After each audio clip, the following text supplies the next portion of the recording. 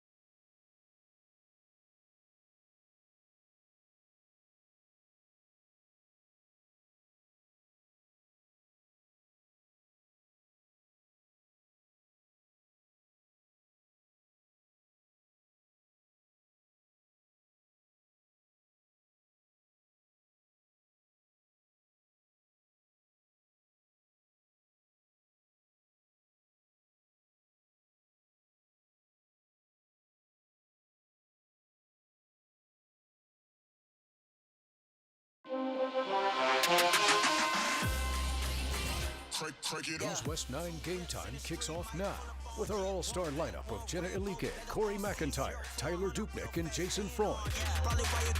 We're bringing the ultimate high school football experience to West Texas. Wow, 11 weeks really just flew by. Game time tonight will be a ton of regular season finales, playoff berths, seedings, and district titles still on the line across the area. Our crew is spread out across the basin and ready to get us caught up on the latest. Corey McIntyre is out at Astound Broadband Stadium, and Jason is also going to talk to us a little bit about 6A football out at Ratliff Stadium. And then you're going to have to wait a little while to see him, but Tyler Dupnick is out in Seminole.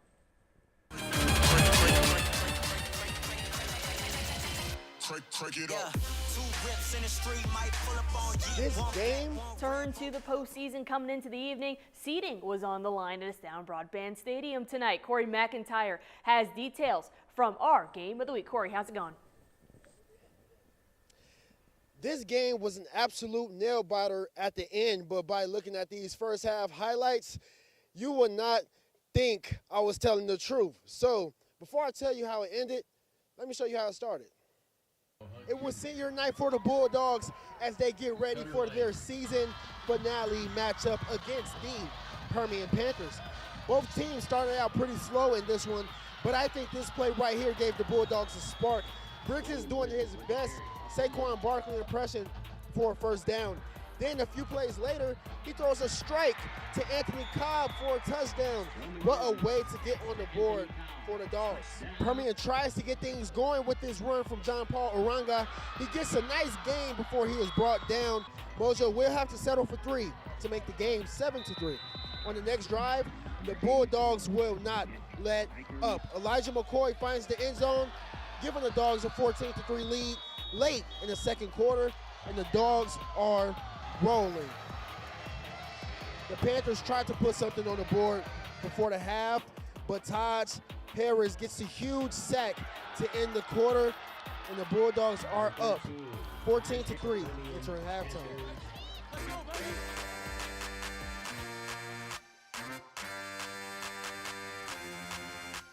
To get this pick in front of all of the fans on senior night. It really meant a lot just to be able to. This is possibly our last game in the stadium. So for that to be the last play for me, just definitely ended it right if we don't get to play here again. Well, congratulations and good luck to you during the playoffs. Oh yeah! Oh yeah! And with this win, the Bulldogs secure the 3rd spot in the district with a 3-2 record, and the Panthers drop to the 4th spot with a 2-3 record. I cannot wait to see what these teams have left in the tank for postseason play. Jenna?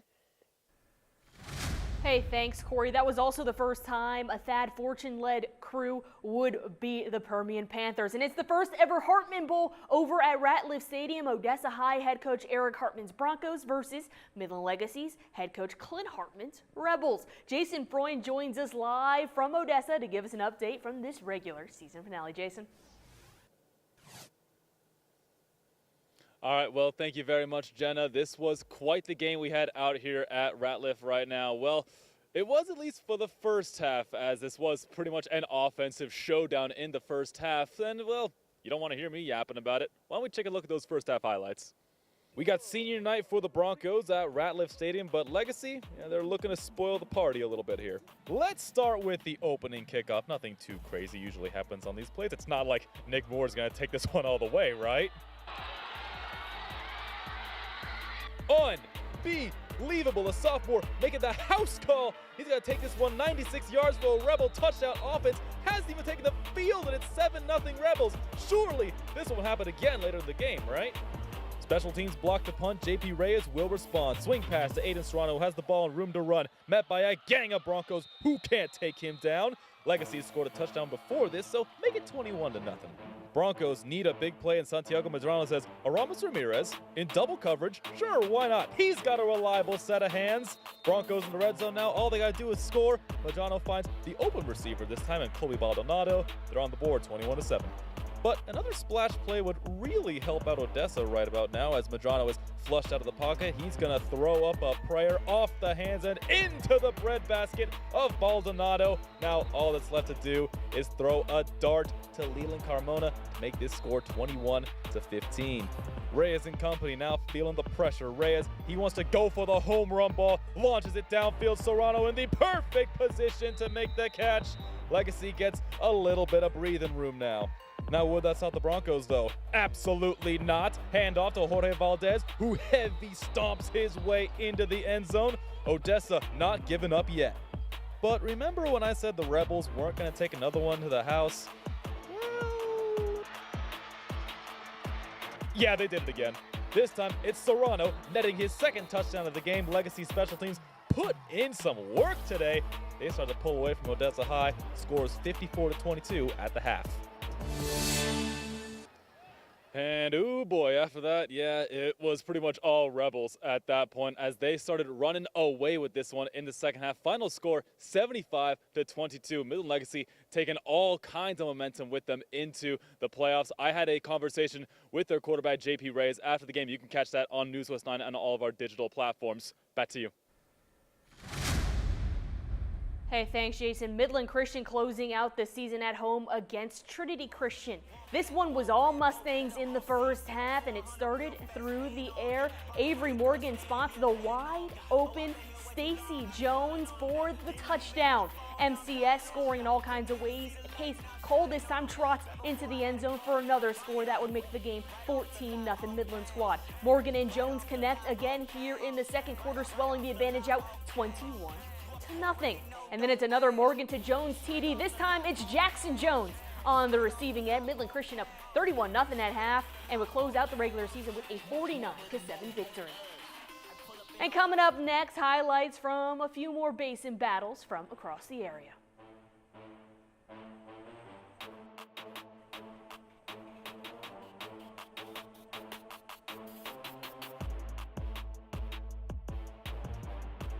We're the Midland Christian Mustangs, and you're watching Game Time on NewsWest 9. Go Stangs! Let's go Mustangs! Everyone, let's go Stangs! Let's go!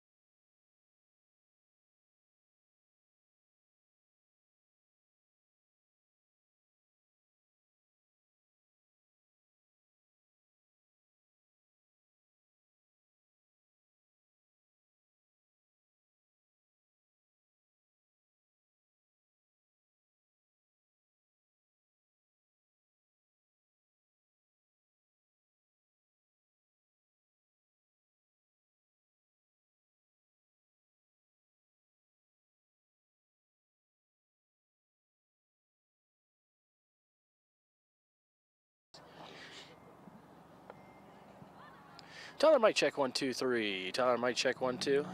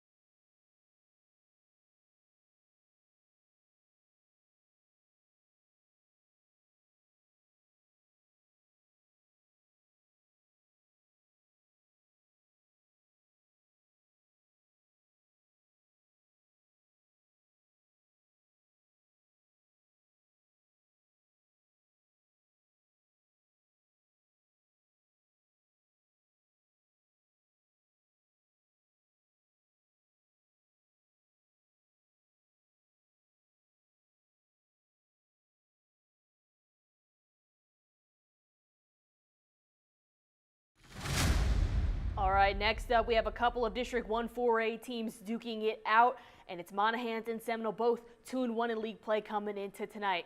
Tyler Dupnick took the trip out to Seminole for this West Texas clash. Tyler?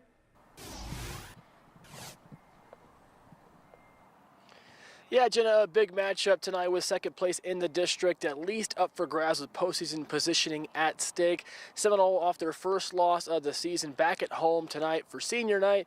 Monahans coming off a win last week, so would the Lobos get 2 in a row, or would Seminole bounce back? Final game of the regular season on a cold night at Wigwam Stadium. The 8-1 Seminole Indians set to play host in a district matchup to the 5-4 Monahans Lobos. Opening drive of the game for Seminole. Wyatt Holmstrom in the pocket. Plenty of time to throw. Airs one out deep. And wide open. It's Logan McCormick. He's got it for the 34-yard touchdown. Next drive, Holmstrom again drops back with time to throw and goes deep. Very similar play. This time a corner route to McCormick as he reels that one in inside the 5. Next play back to McCormick on a bubble screen. Makes a man miss and bangs his way to the end zone behind some good blocks. 14-0 Indians. Next drive for the Lobos at their own 1-yard line. They can't get out of their own end zone. It's a safety for the Seminole defense. And we'll now quickly sneak in a Jordan Garcia touchdown from Holmstrom that makes it 23-0 Indians, absolutely rolling early on. So the Lobos need an answer. They go to Cole Pittman on the ground, who breaks a tackle in the hole, swims past another Indian, and there goes Pittman towards the corner, diving for the pylon, and he's in. Makes it 23-13. The Monahans has some momentum. But after a long third down conversion on this drive, the Seminole gets it right back. This is a 31-yard touchdown pass from Holmstrom to Stephen Davis. 4 touchdown passes for Holmstrom, 30-13 Indians. Maybe one more from Holmstrom. No, let's use our feet on this one. Not a dual threat, but he scrambles in from 12 yards out. 5 total touchdowns for Holmstrom, 37-13 Seminole at the break.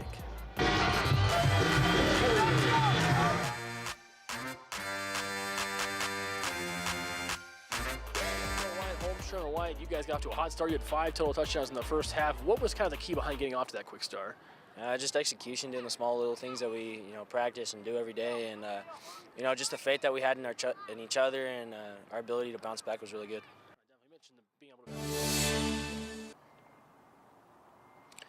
And bouncing back is exactly what they did. Final score tonight from Wigwam Stadium, Seminole with a 50-20 win over Monahans. Seminole obviously with a dominant win. As you saw there, the Lobos got it to 10, but it was all Indians tonight.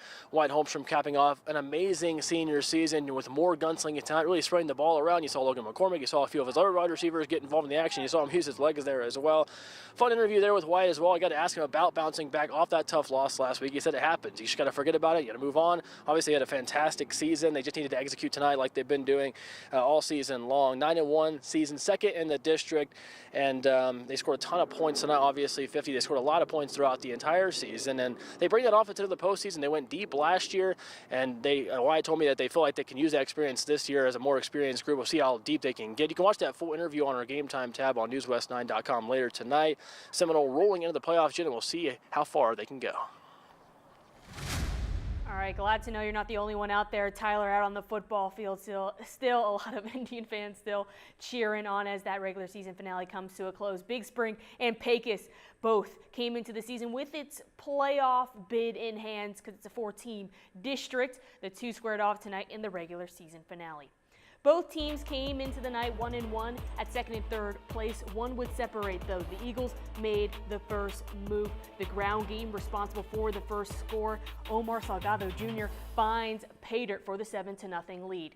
Steers answer quickly, and it's a trick play, and that's what gets it done. Kane Valenzuela tosses it up to Ethan Threats, who hauls it in to knot the contest up at 7. Threats comes up big on the defensive side of the ball next, ripping the ball out of the receiver's hands and taking it deep into Pecos territory. Some more trickery keeps the drive alive for the home team. It's a fake punt. Jeremy Minter is going to link up with Lyndon Fraley to move the sticks and keep the offense going. The visitors down 14-7 now in the second quarter, and it does respond, and it's Adian Hildago who punches the touchdown in. It would be 14-14 at the Big Spring wins 28-21. All right, stick with us, folks, because after the break, we'll check in one final game from tonight.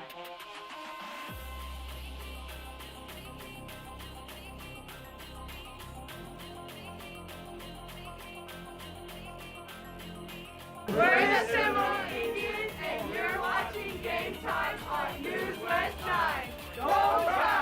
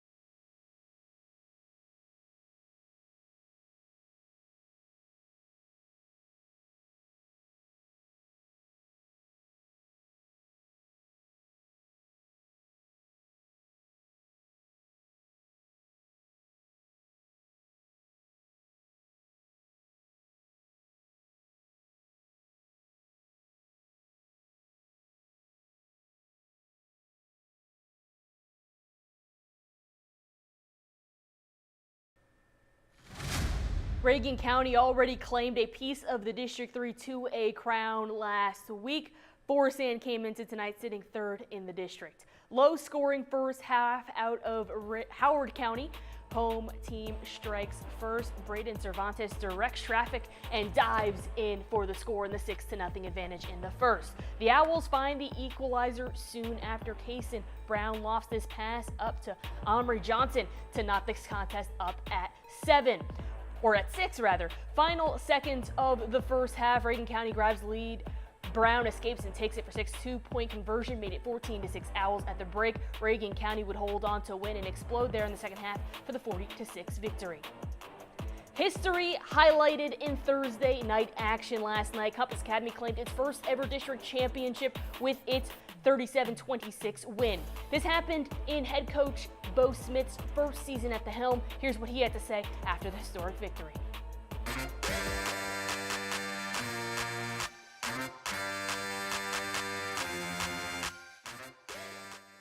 You know, first year as head coach and all that other stuff. It's not me at all. It's the kids. You know, they show up to work every day. They bust their tails. You know, we had a goal at the beginning of the season, and here we are. So just so proud of them and proud for them. Is both claimed a piece of the title, and Crane has an opportunity to join in tomorrow with a win over a winless and district team with Anthony. All right, a look back on the best of the best from the night is coming up in 3 minutes.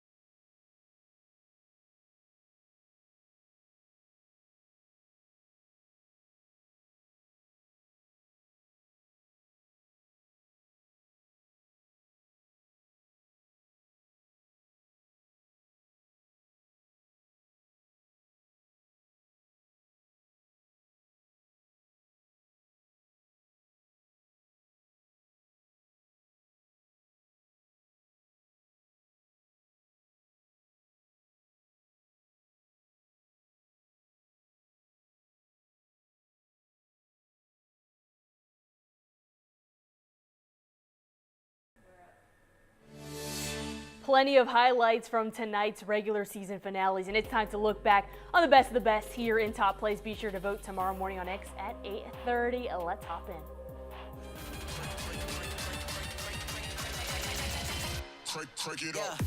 One of a couple kickoff returns from the Odessa High Midland Legacy game. The 96-yard opening return checks into our list. Nick Moore taking it the distance. Same game OHS's turn now. Santiago Medrano places this ball perfectly for Aramis Rodriguez. The receiver makes the impressive grab.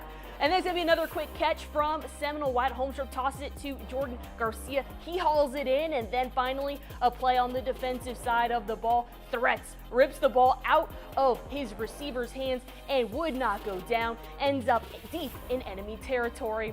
All right, everyone, we've made it to the playoffs. They're coming next week, and Game Time will also be here next week. Our whole brilliant crew is going to be breaking down all the action. We'll see you then.